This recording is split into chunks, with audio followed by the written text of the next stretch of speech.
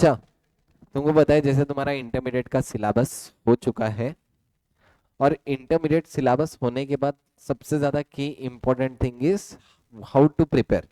ठीक है, तो तुम्हारी प्रिपरेशन को, जर्नी को गाइड करने के लिए हमारे साथ आ जाए बीसीए के दो टॉपर एंड की जेम्स बोलूंगा। की जेम्स इसलिए क्योंकि देखो, हमेशा मैं एक चीज बोलता, हर कोई स्टूडेंट सुनेगा क्या क्या चीजें करना है, लेकिन there are only few ones who really implement those things. और one of the best example for the consistency मेरे को जो लगता था कि जो कंसिस्टेंसी का सबसे बेस्ट एग्जाम्पल सेट करते हैं, वो दो स्टूडेंट को आज तुम्हारे यहाँ गाइडेंस के लिए बुलाया है। तो आई होप तुम सब उन दोनों का यहाँ पे आज अपन क्वेश्चंस पूछेंगे, पहले कुछ क्वेश्चंस उनसे अपन इन्फॉर्मेशन निकालेंगे, फिर तुम्हारे भी जो मन में डाउट्स है कि प्रिपरेशन के टाइम कैसे कैसे फॉलो करना है, क्योंकि देखो वो उनका भी न्यू सिलेबस से था, तुम्हारा भी न्यू सिलेबस में है। ठीक है, तो प्लीज वेलकम सहजता हिरानी एंड अमृतपाल कौर। तालियों के साथ स्वागत करो दोनों। यस, एक बार इनका चेयर से आ जाना तो तुम्हारे कैमरे में भी आ जा। आजा, विजिबल बस। फर्स्ट टाइम ऐसे टीचर वाले साइड, टीचर वाली फीलिंग आ रही है, ऐसे टीचर बन गए। अच्छा, सबसे पहले अगर मैं बताऊं तो जैसे तुम अभी इंटरमीडिएट में थे, तुमको एक क्लास देख के से कुछ वाइब आती होंगी, एक साल पहले तक ये लोग यहाँ पे बैठे हुए थे। ठीक है, और यही सिचुएशन में अभी तुम्हारे मन में भी काफी क्वेश्चन रहेंगे, सिलेबस खत्म होने आ गया, लेकिन सिलेबस खत्म होने के बाद भी कैसे प्रिपरेशन करना, आगे का क्या स्ट्रक्चर रहेगा सर, हो पाएगा या नहीं हमसे, दोनों ग्रुप है सर, इतना बड़ा सिलेबस है, 6 सब्जेक्ट, इंडिविजुअली एक एक सब्जेक्ट को कैसे टैकल करना है, बहुत सारे तुम्हारे मन में क्वेश्चन रहेंगे। ठीक है, और वन ऑफ द शायद से एक, जो इनको अभी अभी रिसेंटली पास आउट हुए, जो उनसे एक्सपर्टीज लेना, it is one of kind of best experience. ठीक है, तो तुम सबको आई होप तुम्हारे मन में कुछ क्वेश्चंस तुम लोग मन में लेके आए होंगे, कुछ आंसर्स ये लोग मन में बना के आए होंगे। ठीक है, किस तरीके से प्रेजेंट करना है, तो वो सब चीजें स्टार्ट करते हैं अपन। सबसे पहले तो क्वेश्चन ही है रहेगा, अच्छा इनको यहाँ पे एक और रीजन है यहाँ पे बुलाने का। हमने इंटरमीडिएट में एक कॉन्सेप्ट चालू किया था, स्ट्रीक। स्ट्रीक मतलब क्या, स्नैपचैट स्ट्रीक के बारे में सब लोग जानते होंगे, है ना? सभी लोग यूज करते हैं नहीं स्नैपचैट, जनरली यस। तो स्नैपचैट में एक कॉन्सेप्ट है स्ट्रीक, कि तुमको डेली स्नैप भेजना है, बरोबर है? कि डेली एक एक स्नैप भेजना, क्या कर रहे हैं क्या नहीं, लोग खाने पीने के स्नैप भेजते हैं। तो हमने वैसे ही एक कॉन्सेप्ट स्टार्ट किया था स्ट्रीक का, लेकिन that is study streak. Study streak में हम क्या करते थे, स्टडी स्ट्रीक में जितना भी तुम्हारा प्रिपरेशन टाइम है, आज से लेकर सपोज 100 दिन, 100 दिन तक तुमको डेली मैसेज करना कि क्या पढ़ाई हुई, कितना कितना पढ़ा, कितने घंटे पढ़ा, और क्या क्या हुआ। इवन इफ 1 घंटा पढ़ा तो 1 घंटा, कुछ नहीं पढ़ा तो कुछ नहीं का भी मैसेज किया, लेकिन स्ट्रीक मेंटेन की। ठीक है, एक आध दिन सपोज बाहर खाने नहीं गए तो अपन के सब ब्लैंक ब्लैक स्क्रीन की स्ट्रीक भेज देते, तो वैसे उस दिन ब्लैंक स्ट्रीक भेजना, लेकिन स्ट्रीक भेजना is mandatory, and that is how we build consistency. Sir consistency बहुत ज्यादा सीए इंटरमीडिएट प्रिपरेशन में, जर्नी में बहुत ज्यादा जरूरी है क्या? Definitely yes. और मेरे को बताते हुए बहुत खुशी होती, पूरे क्लास ऑफ स्टूडेंट में ये दो वो स्टूडेंट थे जिन्होंने कंटिन्यूअसली मोर देन 100 डेज तक मेरे को मैसेज किया था। तो प्लीज एक बार इसके लिए जोरदार तालियां। ये देखो, जनरली कैसा रहता है आइडियोलॉजी, एक दिन मैसेज करे, 2 दिन मैसेज करे, 4 दिन करे, अब बोर हो रहा, बस थक गई। मैं तो बोलता कितनी बार, ये लोग 6 6 दिन तक मैसेज करते थे और मैं रिप्लाई भी नहीं करता था, इग्नोर कर देता था। लेकिन 6 दिन बाद भी, लेकिन जब भी देखो 6 दिन बाद, 8 दिन बाद मैं देखता था, लेकिन इन्होंने अपनी कंसिस्टेंसी कहीं पे ब्रेक नहीं किया। अगर मैंने 6 दिन मैसेज नहीं भी देखा, स्टिल इन्होंने 6 दिन तक मैसेज किया। 7 दिन तक मैसेज नहीं भी भेजा तो 7 दिन तक भी इन्होंने मैसेज किया। इन्होंने पूरे 100 डेज की कंसिस्टेंसी ब्रेक नहीं थी। तो ये भी एक और रीजन है आज ये दोनों अपने सामने।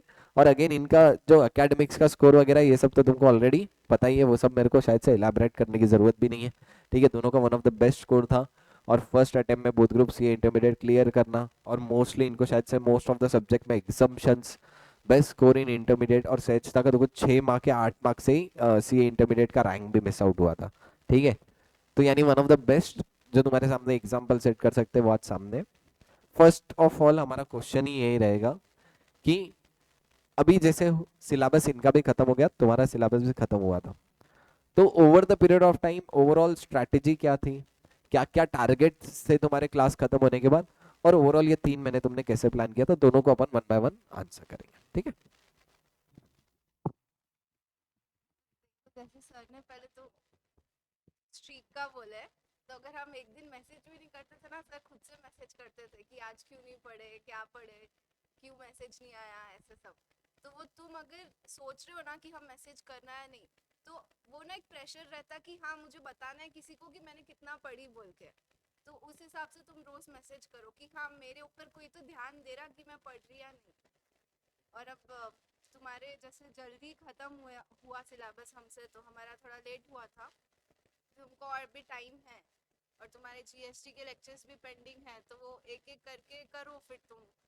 जैसे अभी जो मेन स्टार्टिंग के जो चैप्टर्स है ना जीएसटी में, वो बहुत वेटेज वाले एग्जाम में, तो स्टार्टिंग के जो है वो तो एकदम अच्छे से करो तुम सारे लेक्चर्स।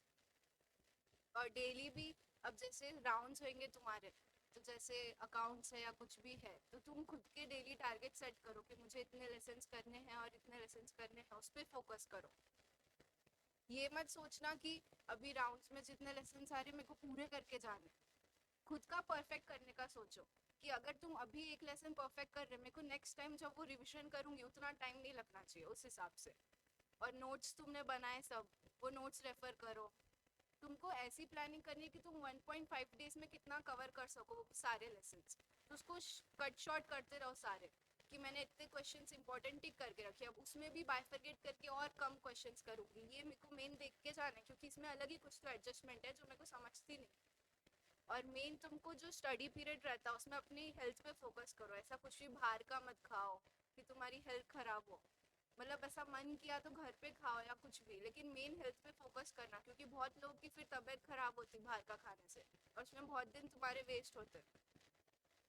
और अभी ध्यान दे के मतलब जो भी है अच्छे से कॉन्सेप्ट क्लैरिटी वो सब करना, और जो मेन टेस्ट रहते ना वो तो देना ही है, उसमें नहीं सोचना कि मतलब हमारे टाइम पे भी कैसा हुआ था, हम लोग बहुत सारे बच्चे थे लेकिन एंड एंड में आके सिर्फ 5-6 रह गए टेस्ट देने वाले।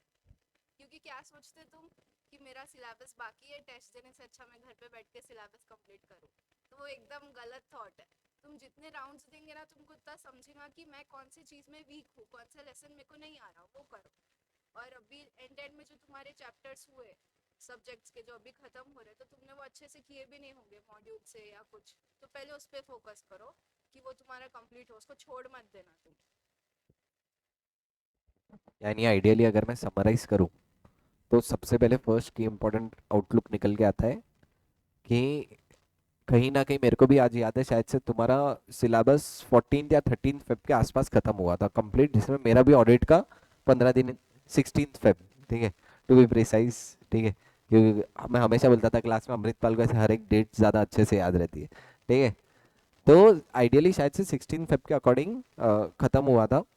तो one of the key important focus ही अभी यहाँ से क्या रहेगा तुम्हारा, कि एक तो सबसे पहले इंपॉर्टेंट पॉइंट है, अभी अभी जो तुम्हारे एंड एंड में चैप्टर्स हुए, वो चैप्टर अच्छे से नहीं हुए, क्योंकि उसके ऊपर चैप्टर वाइज टेस्ट नहीं हुई रहेगी, फिर वो चैप्टर तुमने मॉड्यूल से नहीं किए, तो सबसे पहले वो चीज़ें खत्म कर लो, ताकि तुमको कहीं ना कहीं गड़बड़ ना लगे।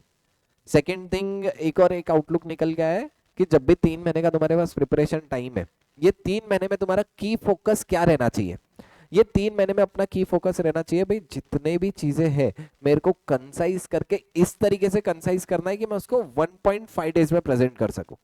क्योंकि देखो boss, at the end CA intermediate journey में क्या चीजें तुमको फेल कराएंगी, दैट इज 1.5 डेज में ठीक से रिवाइज नहीं कर पाना। अगर तुम पूरा प्रिपरेशन अच्छे से करे लेकिन 1.5 दिन में ठीक से रिवाइज नहीं कर पाए, सब गया। तो हर जगह पे पढ़ते टाइम भी फोकस करना है कि कट शॉर्ट करके कैसे मैं कम क्वेश्चंस करूं, कम क्वेश्चंस पे लेके आऊं, और 1.5 दिन में वो कैसे कंसाइज वे में रिवाइज हो। And again one of the major, बहुत सही पॉइंट पे रिफ्लेक्ट किया कि हेल्थ इज प्रायोरिटी, मतलब क्या करते हैं, हेल्थ को सेकेंडरी रख के कैसे भी पढ़ेंगे। शुरुआत में कैसा है, शुरुआत में तुम सोचते हैं मैं ना 4 घंटे सोऊंगा, 5 घंटे सोऊंगा, भाई अभी ये टाइम नहीं है। अभी तुम्हारा मेंटालिटी ये एक्सेप्ट भी नहीं करेगी 5 घंटे की नींद, एक बार का एग्जाम टाइम में शायद 5 घंटे की नींद तुम्हारी एक्सेप्ट करे, लेकिन अभी मेंटालिटी भी वो एक्सेप्ट नहीं करेगी, ठीक है। अच्छा, एक बार अपन अमृतपाल से भी पूछ लेंगे, what was your overall strategy तुम्हारी प्रिपरेशन के अकॉर्डिंग, जो तुमको लगता है बताना चाहिए। सबसे पहले मेनली तो शायद से जैसा इन्हें बोली कि तुमको सिलेबस जल्दी खत्म होने का बहुत बड़ा एडवांटेज है, क्योंकि हमारा 16 फरवरी को सिलेबस खत्म हुआ था एंड 20 फरवरी को हमारा फर्स्ट राउंड था, मतलब 4 दिन के अंदर। और हमारे तब जीएसटी के लेक्चर्स नहीं हुए थे, मतलब कुछ शुरू ही किए थे हमने तब, बेसिक बेसिक लेक्चर्स। तो अभी तुम्हारे पास काफ़ी टाइम है, राउंड्स को भी टाइम है, तो स्टडी को कैसा अलोकेट करना है तुम्हारे पास, वो एक टाइम है। सेकेंडली अभी तक का जो पीरियड था, मैं ऐसा बोल सकती हूँ कि इंजॉयमेंट पीरियड ही था। यहाँ से मेन सीए इंटरमीडिएट की तुम्हारी जर्नी शुरू होने वाली है, क्योंकि ये 3 मंथ्स में ऐसा लगता टॉर्चर्ड लाइफ चालू है। अपने घर पे अकेले एक ही रूम में बंद होके पढ़ो या कहीं पे भी बैठ रहे हो तुम, तो उसके अंदर बहुत अपने को खुद के ऊपर सेल्फ डिटर्मिनेशन करना पड़ेगा कि नहीं मुझे पढ़ना है बोलकर। सर को हमारा स्ट्रीक मेंटेन करने का एक रीज़न वो भी था कि लाइक अब मैं अगर पहले दिन 10 घंटे पढ़ रही हूँ, अच्छा लगता है कि हाँ आज मैं 10 घंटे पढ़ी। सेकेंड डे फिर वो ड्रॉप हो जाता 6 आवर्स पे, फिर लगता है अरे कल 6 घंटे मतलब 6 आवर्स ही कंप्लीट हुए, अब मेरे को ज़्यादा पढ़ना पड़ेगा। खुद को ही अपने को लगता है कि नहीं अपन कहीं ना कहीं ड्रॉप हो रहे, कहीं ना कहीं लिफ्ट हो रहे। तो जब ऐसा ज़्यादा पढ़ते तो अपने को भी एक सेटिस्फेक्शन आता है। और सिर्फ डालने के लिए नहीं डालना है कि सर हमने 3 घंटे पढ़े और डाल रहे कि 6 घंटे पढ़े बोल के। खुद को झूठ इंसान बोलने के पहले 10 बार सोचता भी, इसलिए वो बहुत चीज़ हेल्प करी। क्योंकि जिस दिन मैं नहीं पढ़ी फिर मेरे को ऐसा लगता था यार आज नहीं पढ़ी, मतलब कहीं ना कहीं मैं बैक ऑफ हो गई फिर वहाँ पर। टेस्ट सीरीज तो सबसे ज़्यादा इंपॉर्टेंट है, क्योंकि टीचर्स अपने प्लान ही ऐसा करते टेस्ट सीरीज की 1.5 डेज में अपना पूरा कवर होना। मतलब हमारा ऐसा था कि फर्स्ट डे मतलब फर्स्ट टेस्ट सीरीज जो भी है, भले ही उसमें 100% ना हो, मेरे 4 ही चैप्टर रहेंगे, मैं 4 ही चैप्टर के क्वेश्चंस अटेम्प्ट करूंगी, लेकिन एग्जैक्ट प्रॉम्प्टली करूंगी वो क्वेश्चंस को अटेंड। ऐसा मत सोचो कि सब कुछ होना, वो फिर कैसा होता है हर चीज़ थोड़ी थोड़ी तुम्हारी कंप्लीट होंगी, हर चीज़ पूरी कंप्लीट भी नहीं होंगी। तो उसके लिए तुम हर चैप्टर को इतना मतलब ऐसा कंप्लीट करो कि नेक्स्ट डे तुम नेक्स्ट टाइम जब पढ़ेंगे उसको 10% ही पढ़ना पड़े। फिर हमारे टाइम पे तो एकांत सर ने एक और चीज़ लेकर आए थे कि सर हमको स्टडी शेड्यूल भी बना कर देते थे। लाइक अगर 4 दिन के बाद एग्जाम है हमारी, तो सर बना के देते कि फर्स्ट डे पे तुम्हारे इतने चैप्टर्स होना, 1-2 चैप्टर्स आगे पीछे होते थे, लेकिन हम ट्राई करते थे कि मैक्सिमम वो अटेम्प्ट हो। उसके वजह से मुझे तो काफ़ी हेल्प हुई कि वो चैप्टर्स कंप्लीट हो रहे थे और मेरा सिलेबस भी जल्दी कंप्लीट हो रहा था। मेरे को टाइम एलोकेशन के लिए सोचना नहीं पड़ रहा था कि लाइक हाँ आज ये करना है कि कल वो करना है। मेजर चैप्टर्स मेरे जल्दी जल्दी खत्म हो जा रहे थे। तो सबसे पहले की इंपॉर्टेंट एस्पेक्ट निकल गया है, टेस्ट सीरीज कहीं पे भी मिस आउट नहीं करना, क्योंकि test series will play very very important role. ठीक है।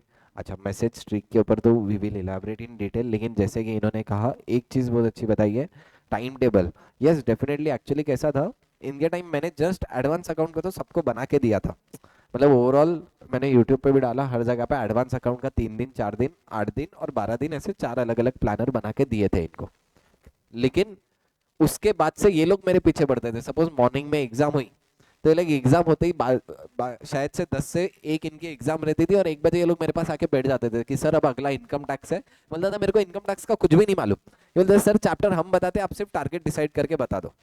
चैप्टर हम बताएंगे कि ये चैप्टर है, ये चैप्टर डे 1 पे पढ़ने चाहिए, ये इनके हिसाब से। तो हम क्या करते थे, डिसाइड कर लेते कि जब सपोज 4 दिन का गैप है, 4 दिन के गैप में कौन से दिन पे कौन से चैप्टर्स होने चाहिए, वो ऑलरेडी हम डिसाइड कर लेते थे। पर एक आधा चैप्टर शायद प्लस माइनस होता भी था, तो ठीक है, that will cover letter words, अभी गड़बड़ नहीं है। लेकिन एटलीस्ट ये पता है आज के दिन में मेरे को कौन से चैप्टर्स क्लियर करने हैं। यानी सबसे बड़ा इंपॉर्टेंट रोल रहेगा यहाँ से 3 महीने, हर एक दिन तुम्हारा प्लान रहना चाहिए। प्लान रहना दिन बहुत ज्यादा जरूरी है। तुमको सुबह उठ के पता ही नहीं है आज मेरे को कौन सी चीजें पढ़नी है, तो वही सबसे बड़ी गलती हो गई। जब भी दिन की शुरुआत करो, दिन की शुरुआत एक प्लान वे से करो। इवन इफ शायद से तुमको मेरा स्ट्रक्चर पसंद नहीं आया, कुछ भी हुआ, तो तुम खुद से भी बना सकते हो। तुम खुद से भी स्टडी टेबल बनाओ, और हर एक दिन तुम्हारा प्लान रहना आज मुझे कौन से चैप्टर्स करने हैं पता रहने चाहिए। अपना माइंड पूरा ब्लाइंड गेम नहीं चल रहा भाई, सुबह उठ के कर रहे हैं, अपने को कुछ समझ रहा नहीं आज क्या क्या चीजें करना था, कल क्या क्या करना था, कुछ भी नहीं समझ रहा। ये स्ट्रक्चर नहीं होना चाहिए। डेली जब भी उठ रहे अपना पता रहना चाहिए आज दिन भर में कौन से चैप्टर करने हैं। अगर ये चीज क्लियर रहेगी तो इंपॉर्टेंट होगा। और दोनों ने भी एक कॉमनली बात बताई कि सपोज आज कोई सब्जेक्ट की टेस्ट 50% टेस्ट है, उसको 4 दिन का गैप है। तुम सोचोगे 4 दिन में मेरे को 50% पूरा करना है। This shouldn't be your goal. Your goal भी 4 दिन में जितने भी चैप्टर करो, वो 4 चैप्टर इतने अच्छे से करो कि तुमको वापस देखने की जरूरत नहीं पड़ता।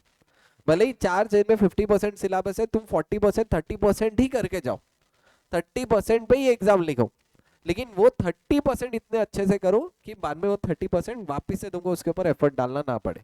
यानी अगर तुम्हारा 4 दिन 5 दिन का गैप है और 5 दिन में पूरा सब्जेक्ट फुलफिल नहीं हो पा रहा, जैसे तुम्हारी बहुत बार इनकम टैक्स में रहता है कि भाई हमारा पूरा 70% नहीं हो पाया, नहीं हुआ, इट्स ओके।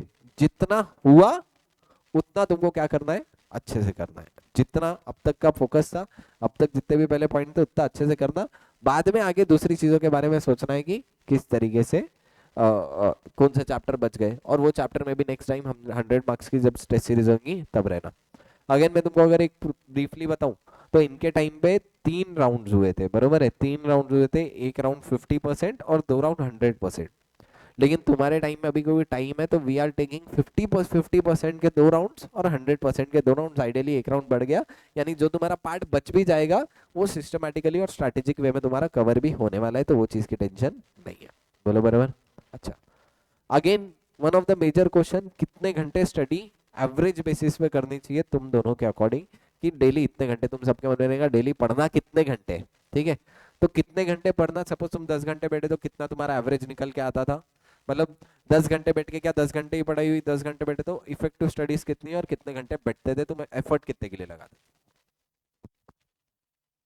मेरा तो मोस्टली 9 घंटे रोज का था, बट एक आधी बार ऐसा होता था 10 घंटे पढ़ लो, क्योंकि कुछ ऐसा मतलब एक दिन रहता कि तुम बहुत इंटरेस्ट लेते पढ़ाई करने में, मन लगता तो 10 घंटे 11 घंटे, एक दो दिन ऐसा होता था।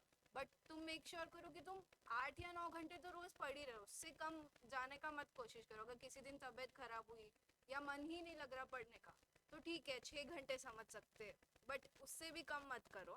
तो वो एक फोकस करो।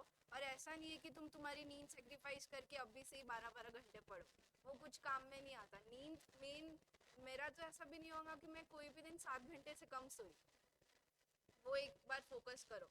और वो तुम्हारे हिसाब से देखो कि तुम कब पढ़ सकते, सुबह होता रात में होता, जैसा होता उस हिसाब से करो। सब आजू बाजू फ्रेंड्स को देख के कि ये लोग सुबह उठ रहे तो मेरे को भी उठना है, वैसा मत करो। खुद का देखो कि मेरे को जो टाइम पे पढ़ाई होती वो टाइम पे उठ के पढ़ाई करो। मैं भी ये चीज़ बोलूँगी कि नींद पूरी लो, क्योंकि जितना तुम सोएंगे मतलब उतने फ्रेश रहेंगे और वो चीज़ कंप्लीट होंगी। मैं भी 7-8 आवर्स की स्लीप कंप्लीट लेती थी कुछ भी हो। अगर मैं रात में 6 घंटे सो रही तो मैं दिन में एक आधा घंटा सो के और फ्रेश होती थी। और ऑन एन एवरेज बेसिस बोलूँ तो 8 आवर्स की स्टडी मेरी डेली पर होती ही थी। उसके अंदर बस इतना है कि मैं, मेरा ऐसा था कि 8 आवर्स मतलब, लेकिन कंप्लीट 8 आवर्स मैं उसके अंदर टाइमर लगा कर बैठती थी। मैं हाँ 1 घंटा बैठी तो 1 घंटे के लिख लेती थी कि मैं हाँ आज 1 घंटा ये करी। फिर 30 मिनट्स बैठ रही, फिर 5 मिनट के ब्रेक के लिए भी उठ रही हूँ तो मैं टाइमर वो स्टॉप करके फिर उठती थी कि अभी मैं उठ रही हूँ। फिर मतलब इफेक्टिव एक 8 आवर्स बोलते 8 आवर्स ही चलता था। कभी कभी जैसा बोले वो एक एक आधा दिन ऐसा आता कि बहुत पढ़ना लगता, फिर उस दिन 12-12 घंटे भी चल जाता। और एक दिन ऐसा रहता था कि बहुत डिप भी आ जाता कि मतलब पढ़ना ही मन नहीं कर रहा है। लेकिन इमोशनल ब्रेकडाउन्स तुमको वहाँ पर भी बहुत आएंगे कि नहीं पढ़ना है। फिर यहाँ पर ना दो लोगों का सबसे ज़्यादा मेन रोल रहता है। एक रहता घर पे कोई तो भी एक पर्सन ऐसा रहना तुमने जिससे सब चीज़ शेयर करना, मतलब ऐसा मत करो कि मैं खुद हूँ सब हैंडल कर लूँगा। और एक टीचर्स में कोई तो भी रहता है। तो हम, मेरे घर पे ऐसा था कि मैं मेरे मम्मी से क्लोज थी, और ट्यूशन में आऊँ तो मैं एकांत सर के साथ क्लोज थी। तो मैं ऐसा, लोगों को एसएम सब्जेक्ट सबसे ज़्यादा ईजी लगता था और मैं उस पर रोती थी कि मेरे को नहीं आ रहा है बोलकर। तो वो चीज़ अगर ऐसा हो रहा होगा तो तुम ओपन अप हो जाओ और बोल दो, उसको स्टिक मत रहो कि ये चीज़ पढ़ाई हो रही नहीं है। छोड़, मतलब एक बार का छोड़ दो उसको कि आज नहीं हो रहा है कल करेंगे उसको, लेकिन उसको कंप्लीट तो करना है एट द एंड अगर पास होना है तो। यानी कि important is sir, CA student है, इंटरमीडिएट की जर्नी कितने घंटे पढ़ना है, बेयर मिनिमम 8 घंटे बैठना ही है, ये मेंटालिटी बना लो। किसी दिन अगर ज्यादा मन करा, अरे भाई आज बहुत इच्छा है, बहुत अच्छे से पढ़ाई हो रही है, तो उस दिन कितने घंटे कर सकते, 10 घंटे करो, 9 घंटे करो। किसी दिन डाउन टाइम आया, नहीं इच्छा कर रही, तो भी बेयर मिनिमम उस दिन कितने 5-6 घंटे तुम्हारा आना चाहिए, कि भाई 5-6 घंटे तो करना ही है, ठीक है। तो इतना एक चीज ध्यान रखना, 8-9-10 घंटे का स्ट्रेचेस मैक्सिमम, और 6 घंटे। और एक चीज, नींद पूरी लेना। जैसे किसी को 7 घंटे की नींद है तो 7 घंटे की नींद लो। और एक आइडियली बताऊँ क्या, तुम्हारे पास टोटल 24 है, 24 में से 7 घंटे 8 घंटे नींद के हटा दो और 4 घंटे तुम्हारे अदर एक्टिविटीज के हटा दो, यानी 24 में से 12 हटा भी दिया तो still you left out with the 12। मतलब 9-10 घंटे की पढ़ाई तुम्हारी 8 घंटे की नींद की वजह से कॉम्प्रोमाइज नहीं होती, तुम्हारी नींद की वजह से तुम्हारी पढ़ाई कभी भी कॉम्प्रोमाइज नहीं होगी। लेकिन इसका मतलब ये नहीं 10-10 घंटे सुस्ताड़ की तरह सो रहे, मन में आ जा रहा सो जा रहे, ऐसा नहीं है। नींद रहना, लेकिन नींद का भी टाइम फ्रेम रहना चाहिए, भाई 7 घंटे बस हो गया, 8 घंटे बस हो गया। शोर, हमारे नींद से इश्क है, हमारा नींद से अलग ही प्यार है चल रहा हमारा, ठीक है। कि जब देखो तब इतना भी नहीं रहना। 7 hours of sleep, 8 hours of sleep, that could be the sufficient one, depend on the scenario to scenario। अच्छा, बात अगर स्केड्यूल की कर रहे थे तो एक सबसे इंपॉर्टेंट थिंग इज, मैं भी बिलीव करता हूँ और शायद से ये लोग भी बिलीव करते हैं कि डेली सीए स्टूडेंट की लाइफ में कुछ ना कुछ एक्टिविटी होनी चाहिए। ठीक है, मेरे को जैसे सहजता का याद है, सहजता योगा करती थी ऐसा। ठीक है, तो उसके ऊपर क्या इलाबरेशन है कि क्या एक्चुअली दिन में स्टडी स्केड्यूल में कुछ और एक्टिविटी के लिए टाइम निकालना चाहिए क्या, और अगर टाइम निकालना है तो किस चीज़ के लिए टाइम निकालना है। तो जैसे अगर तुम कैसा रहता, तुम पूरा दिन पढ़ रहे, तो वो ना अपन दिमाग में फिर सिर्फ पढ़ाई चलती, कुछ और समझता ही नहीं, फिर अपन और फ्रस्ट्रेट होते कि वापस कल उठो फिर पढ़ाई करो। तो ना ऐसे खुद के लिए 1-2 घंटे निकालो कि ये 1 घंटा मैं खुद के हेल्थ पे फोकस करूँ। मतलब अगर योगा मेडिटेशन के ना तो माइंड के लिए बहुत अच्छा रहता, तुम रिलैक्स फील करते। और ऐसा नहीं, अगर तुम कुछ भी एक एक्टिविटी कर रहे ना तब दिमाग में फिर पढ़ाई का मत सोचो, वो ही मोमेंट में वो ही काम करो, तब पढ़ाई का नहीं सोचना। और अगर पढ़ाई कर रहे तो फिर दूसरी चीज का मत सोचना, वो एक चीज रहती। मेन फोकस तुम 1 घंटा 2 घंटा निकालो ही। और मेरा जैसे रहता था, मैं पढ़ाई के बीच में कभी ऐसा मन किया तो गाने सुनो, ऐसा अच्छा फील करने के लिए डांस करो, गाने सुनते सुनते। तो वो खुद के लिए दो दो ऐसा ब्रेक लेते ना, 5 मिनट 10 मिनट बीच में, तब ऐसा करो तो ना और अच्छा फील होता। ठीक है, अब मैं नेक्स्ट सब्जेक्ट शुरू कर रही, तो ऐसा मोटिवेशन आती कि करो बोलते। हमारे टाइम पे ना येरावर सर ने बोले थे कि लाइक मेडिटेशन सबसे ज़्यादा पावरफुल है, या फिर अगर तुमको ऐसा नहीं एक्सरसाइज नहीं भी हो रही तो तुम वॉक करो रात के टाइम पे। तो मेजरली मेरा ऐसा था कि मैं थोड़ा स्पिरिचुअलिटी के थ्रू खुद को रिलैक्स करती थी। मतलब जो भगवान के गाने हैं वो थोड़ा सुन के थोड़ा सा मैं रिलैक्स फील करती थी। और जो मेरे 10 मिनट के ब्रेक भी रहते थे पढ़ाई के टाइम पे, मैं तो उसके अंदर ऐसा मोटिवेशन वीडियोस देखती थी, मतलब लाइक जिसके रिएक्शन वीडियोस जो रहते ना रिजल्ट के, वही देखती कि अपने को भी एक बार बनाना है इसलिए पढ़ो बस। तो अगेन, क्या ब्रेक लेना चाहिए क्या सर सीए स्टूडेंट की जर्नी में ड्यूरिंग द प्रिपरेशन, दिन भर में कुछ ब्रेक लेने चाहिए क्या? Definitely yes.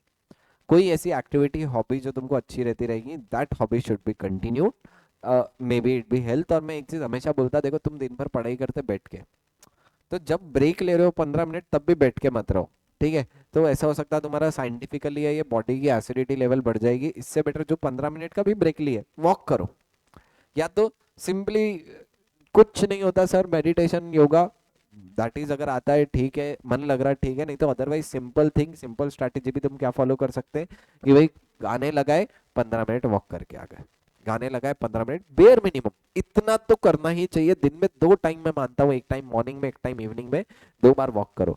और जब भी ऐसा फ्रस्ट्रेट फील हुआ ना, एकदम करेक्ट है, मेरे को भी याद है, मैं ना सीए इंटरमीडिएट में मन नहीं करता था, मैं गाने लगा के नाचता था। ठीक है, ऐसा लगता था कभी घर वाले देखेंगे तो मैं गेट बंद करता था, शायद से आज मेरे घर पे भी पता नहीं मेरे घर वाले वीडियो देखेंगे तो, लेकिन मैं ऐसे गेट बंद करता था और नाचने लगता था गानों पे। क्योंकि वो टाइम पे तुमको पता है अपन खुद के लिए कर रहे हैं, वो टाइम पे अपने किसी को नाच के दिखाना नहीं है भाई, कुछ भी करो, गणपति डांस करो, कुछ भी करो, लेकिन वो एक बॉडी में एनर्जी लेवल आना चाहिए। ठीक है, तो दिन भर में ऐसा नहीं, it is not all about पढ़ाई पढ़ाई पढ़ाई, कुछ ऐसी एक्टिविटी करो जो तुमको मोटिवेट करे। सर वो 15 मिनट की एक्टिविटी में इंस्टा के रील्स देखना है क्या? बिल्कुल नहीं। ऐसी कोई चीज नहीं करना जो तुम्हारे लिए डिस्ट्रैक्शन बने, तुम्हारे कंट्रोल में रहनी चाहिए। इंस्टाग्राम के रील्स तुम्हारे कंट्रोल में नहीं है, यूट्यूब के शॉर्ट्स नहीं है, 15 मिनट का 1 घंटा कब हो गया पता नहीं चलता।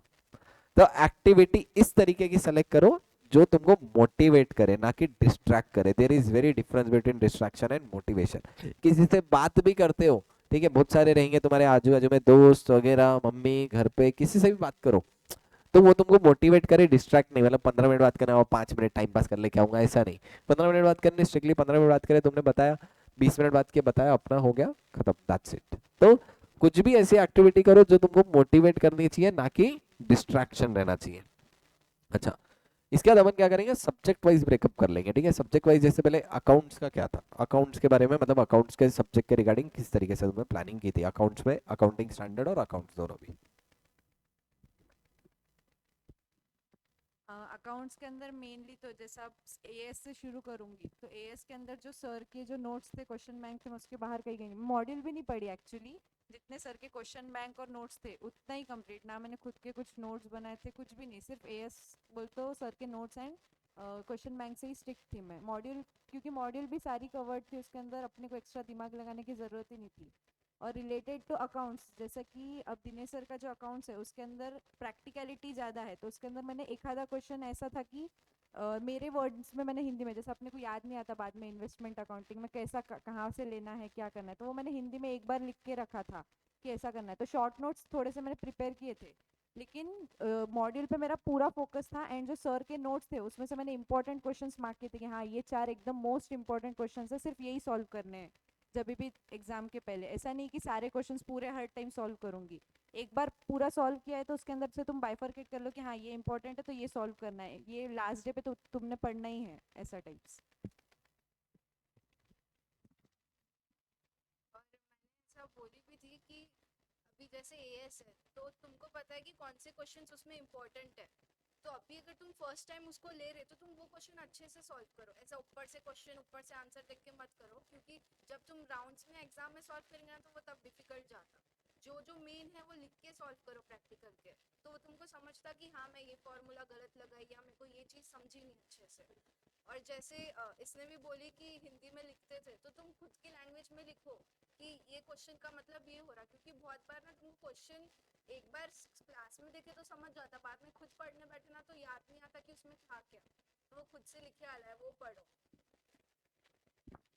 यानी सिंपली एक चीज़ ध्यान रखना है अकाउंट्स में, क्वेश्चन भर भर के सॉल्व करो। क्वेश्चन जब फर्स्ट टाइम ही कर रहे हैं तब उसके बारे में क्वेश्चन के क्रक्स लिख के रखो हिंदी में, ताकि तुमको नेक्स्ट टाइम पढ़ने के टाइम उतने एफर्ट ना लेने पड़े। एक ही बार करो तो इतना एफर्ट ले लो भाई मेरे को इतना आसानी से करने का है कि ये क्वेश्चन मैं किसी को समझा सकूं, उस तरीके से हिंदी में लिख के रखना, ताकि क्या होगा बाद में वापस से रिपीटेटिव एफर्ट लेने की ज़रूरत नहीं है। ठीक है। और जितना हो सकता मैक्सिमम फोकस करो कि फर्स्ट टाइम में कॉमन क्वेश्चंस कट करने, अनकॉमन क्वेश्चंस को मार्क करके रखना लास्ट मिनट के लिए, इंपॉर्टेंट के लिए। अच्छा, next subject is law. Law के बारे में का तो जैसे स्वप्निल सर ने जो बुक दी है क्वेश्चंस की, वो और सर के जो नोट्स रहते हैं वो ही पढ़ो, वो बहुत सफिशिएंट है। मॉड्यूल देखने की इतनी ज़रूरत नहीं है। अगर सर बोल रहे कोई एक दो लेसन के लिए पढ़ो तो फिर वो अलग चीज़ है, जैसे जनरल क्लॉसेस एक्ट, तो उसके लिए सर शायद बोलते कि मॉड्यूल देखो, तो वो तब देखना। और मॉड्यूल के क्वेश्चंस कर लेना एक बार अच्छे से। एमसीक्यूज है, क्वेश्चंस है। एमसीक्यूज के लिए तुमको एकदम पढ़ने का ऐसा कुछ रहता नहीं, पूरा लेसन पढ़ो। जो मॉड्यूल में आते हैं एमसीक्यूज वो अच्छे से करो, तो उससे तुमको समझता कि हाँ क्या है क्या नहीं। और सर के जो नोट्स है वो सफिशिएंट है, सिर्फ वो पढ़ो। और अगर तुम्हारे लिए ऐसा पर्सनली लॉ थोड़ा वीक है तुम्हारा, तो तुम उसको रोज थोड़ा थोड़ा कर सकते, लेकिन लॉ अगर तुम टेस्ट के हिसाब से किए तो वो हो जाता, उसको ऐसा एक्स्ट्रा कुछ टाइम देने की जरूरत नहीं। सच बताओ तो मेरे को लॉ का कुछ भी याद नहीं, मैंने हंसते खेलते ही निकल गया था मेरा लॉ। एक्चुअली सर ने मतलब कंसेप्ट इतने क्लियर करवा दिए थे कि कंसेप्ट्स तो पूरे क्लियर थे कि पढ़ने की जरूरत ना पड़े, सिर्फ अब वो था कि क्वेश्चन बैंक जैसे मैं सिर्फ टेस्ट सीरीज के टाइम पर लॉ पढ़ती थी, जब भी टेस्ट है उसके एक दिन मतलब जो भी टाइम पीरियड था उसके अंदर, और सर के नोट्स एंड क्वेश्चन बैंक्स पढ़ती थी, एंड मॉड्यूल के पीछे के जो भी क्वेश्चन एंड एमसीक्यू सॉल्विंग। उसके अलावा मैं लॉ के लिए बाहर कहीं गई नहीं। यानी सिंपल चीज सर, लॉ का पहले प्रायोरिटी रहना चाहिए तुम्हारे नोट्स पढ़ना। कुछ चैप्टर्स के लिए अगर तुमको लग रहा है तो you can refer the module. Question bank जो सर ने दिए वो एक बार करना पड़ेगा। अगर लॉ बहुत ही डिफिकल्ट जाता है तो डेली बेसिस पे कर सकते, लेकिन otherwise you can manage with the test series. एक डर रहता है भाई 3 दिन 4 दिन में लॉ एक साथ पढ़ के होगा क्या, डेफिनेटली होगा, लेकिन उस तरीके से मेंटेलिटी प्रिपेयर रहनी चाहिए। Third is one of the major subject, income tax and GST. GST के लिए सबसे पहले शुरुआत करते हैं। जीएसटी जो है वो बहुत स्कोरिंग एंड बहुत इजी सब्जेक्ट है। अभी लेक्चर्स के टाइम पे ऐसा लगेगा कि नहीं थोड़ा डिफिकल्ट है, मतलब क्योंकि तुम्हारे अभी लेक्चर्स शुरू ही होंगे, तो एक टाइम बाय टाइम जैसा तुम एक एक घंटे का डेढ़ डेढ़ घंटे का भी रोज टाइम निकालेंगे तो तुम्हारे लेक्चर्स कंप्लीट हो जाएंगे। और जीएसटी के लिए तुम मेनली फोकस करो जो विशाल सर के नोट्स है, मतलब वो चार्ट्स वगैरह उनके बहुत अच्छे हैं विशाल सर के, एंड उनके क्वेश्चनर के बाहर कोई भी क्वेश्चन नहीं आता, मतलब इतनी गारंटी एग्जाम में, और आराम से मार्क्स आते जीएसटी में। एंड इनकम टैक्स की जो बात है, इनकम टैक्स के लिए स्वप्निल सर अपने को लाइक पूरा लिखवा के देते क्वेश्चंस वगैरह की डिस्क्रिप्शन क्या है, तो वो एक बार पूरा गो थ्रू करना कि वो चीज़ में क्या है। मतलब मैंने तो मेन है 5 हेड्स, तुम्हारे 5 हेड्स के अंदर तो सर पूरा ऐसा लिखवा के देते कि कैसा सॉल्व करना है, क्या इंपॉर्टेंट है, एंड इंपॉर्टेंट क्वेश्चंस भी क्या है उसके अंदर, वो भी सर मार्क करवा के देते। एंड जितना इनकम टैक्स में तुम क्वेश्चन सॉल्विंग करेंगे उतना ही तुमको बेनिफिशियल रहेगा, क्योंकि एट द एंड उसके अंदर याद कुछ भी नहीं रहता, वो सॉल्व करके कुछ ना कुछ नई चीज़ सीखेंगे हम।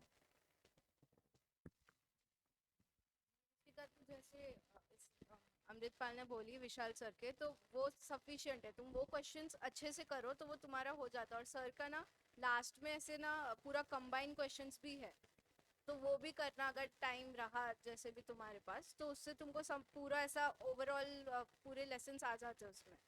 और फिर इनकम टैक्स के लिए ना जो सर जो अपने नोटबुक में लिखा के देते ना क्वेश्चंस, तो वो तुम मार्क किए होंगे, तो वो अच्छे से करो। और खुद से जैसे प्रैक्टिकल सब्जेक्ट है तो वो पहली बार तो पूरा अच्छे से लिखो। और इनकम टैक्स में ना बेसिक बेसिक जो चीज़ें लर्न करने के रहते हैं ना, जैसे रिबेट है और बेस मतलब जो भी स्लैब रेट्स है, वो एक बार ना ऐसे साइड में लिख के रखो, एक अलग से नोट्स बनाओ उसके। क्योंकि तुमको ये चीज़ ना 1.5 डेज में पढ़ना है। ये चीज़ ना अपन ना राउंड्स में करते तो ना ऐसे क्वेश्चंस नहीं आते ज़्यादा कि तुम बेसिक बेसिक चीज़ों पे लिखो। लेकिन ये चीज़ें तुमको एग्जाम के पहले अच्छे से करनी है, क्योंकि एग्जाम में ऐसे क्वेश्चंस आ सकते हैं। तो वैसे साइड निकाल के रखो, ये रेट्स पढ़ने हैं। फिर जो सरचार्ज के रेट्स रहते हैं वो भी इम्पोर्टेंट रहते हैं। और इनकम टैक्स में कुछ ऐसे लेसन है, क्लबिंग, सेट ऑफ, वो ना बहुत मार्क्स देने वाले लेसन है, वो अच्छे से करो। वो मतलब इतना हार्ड भी नहीं है कि तुमको समझे ना, तुम अगर इंटरेस्ट लिए ना वो लेसन में, तो वो अच्छे से हो जाता। वो मॉड्यूल से करो उसके क्वेश्चंस, तो वो इजीली तुमको फिर टैक्स का पेपर आ जाएगा। यानी इम्पोर्टेंट जीएसटी के लिए विशाल सर के question bank will be sufficient, उतना कर लो। और जीएसटी एक था स्कोरिंग है, और एक्चुअली मैं खुद भी बिलीव करता हूँ, क्योंकि मैं भी जब इंटरमीडिएट जर्नी में था, मुझे भी सॉरी, मुझे भी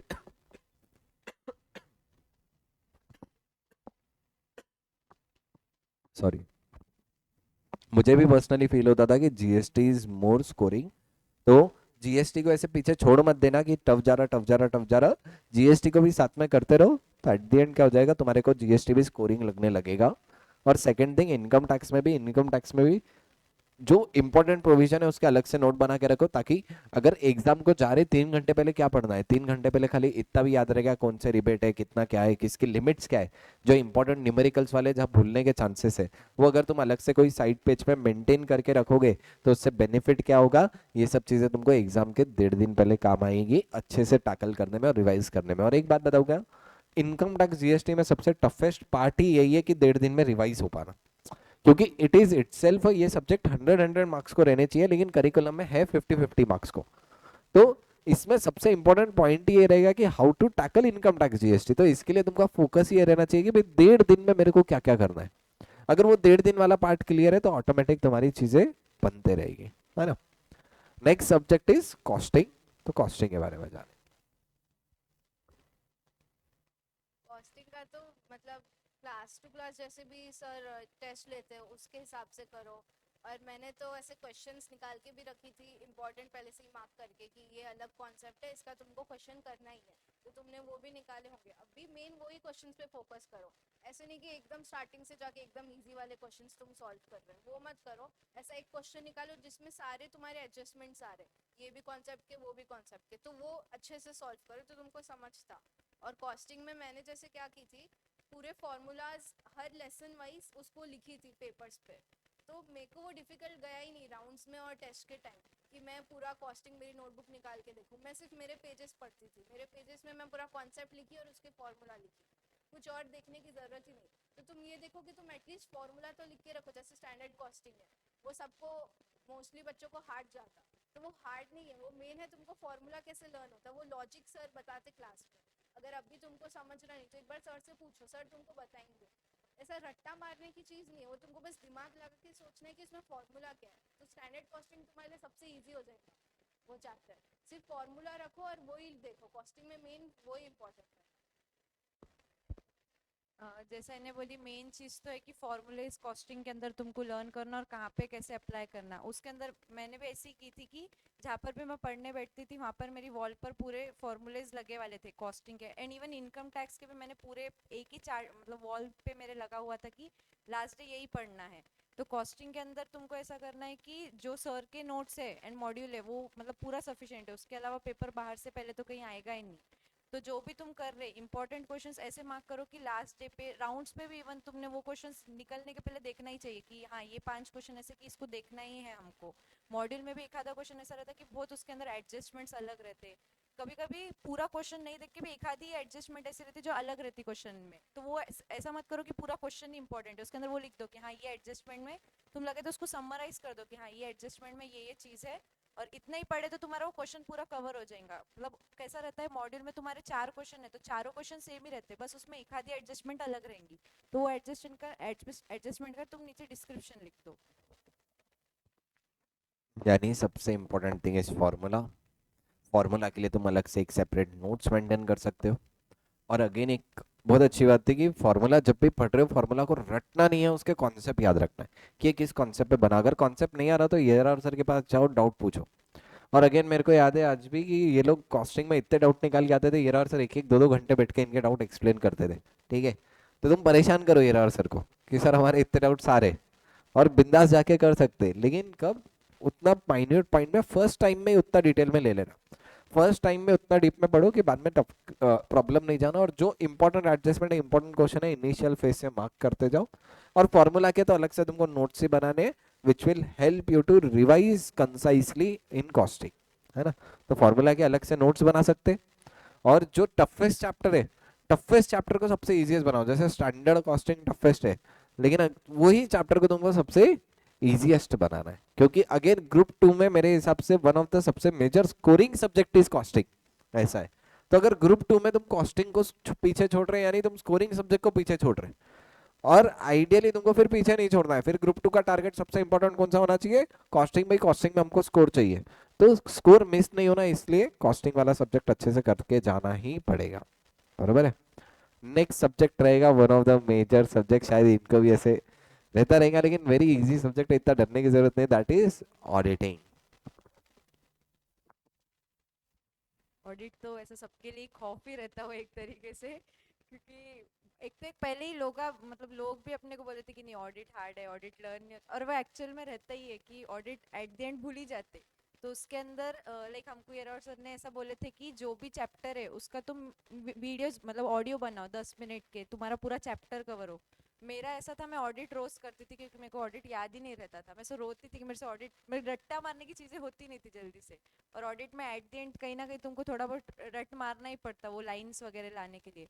तो मैंने वो ऑडियोज बनाए थे, मैं रोज ऑडियो सुनती थी वो। एंड क्वेश्चन मैं ऑडिट के लिए सिर्फ मॉड्यूल एंड क्वेश्चन बैंक, और सर जो पार्ट पढ़ाते थे ऑडिट का उसके अंदर सर के नोट्स एंड क्वेश्चन बैंक, उसके अलावा मैंने ऑडिट कहीं भी बाहर नहीं किया।